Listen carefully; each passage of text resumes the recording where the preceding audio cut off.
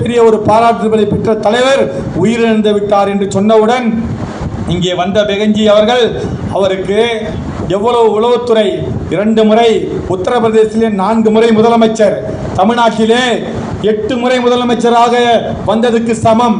அப்படிப்பட்ட ஒரு அறிவு மிக்க, திறமை மிக்க இரும்பு மங்கை பெகஞ்சி அவர்கள் சொல்லுகின்றார், அங்குடைய உளவுத்துறை என்ன, எத்தனை வட இந்திய அலுவலர்கள் இங்கே இருக்கின்றார்கள், உத்தரப்பிரதேசத்தை சேர்ந்த எத்தனை IAS IPS ஆபீசர்கள் இங்கே சென்னையிலே தமிழ்நாட்டிலே பணியாற்றுகிறார்கள், அவர்களும் உளவு எடுத்து பார்த்த பொழுது அண்ணன் படுகொலை செய்யப்பட்டது அரசியல் படுகொலை என்று சரியாக உணர்ந்து அன்னை அவர்கள் தீர்க்கமாக அந்த செய்தியை அன்று மரணத்திலே மலர் வளையம் வைத்துவிட்டு அங்கே சொல்லுகின்றார்.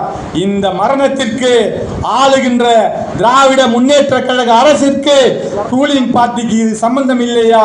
இல்லை என்றால் there is no relation, there is no connection in this ruling party. This case should be handed over this government immediately to the CBI. இதை எங்களுடைய பெகஞ்சி அவர்கள் சொன்ன பொழுது மாநிலத்தில் இருக்கின்ற இந்த அரசாங்கம் இந்த வழக்கை CBI-இடம் ஏன் ஒப்படைக்கவில்லை? இந்த அரசாங்கத்தை பார்த்து கேட்கின்றோம்.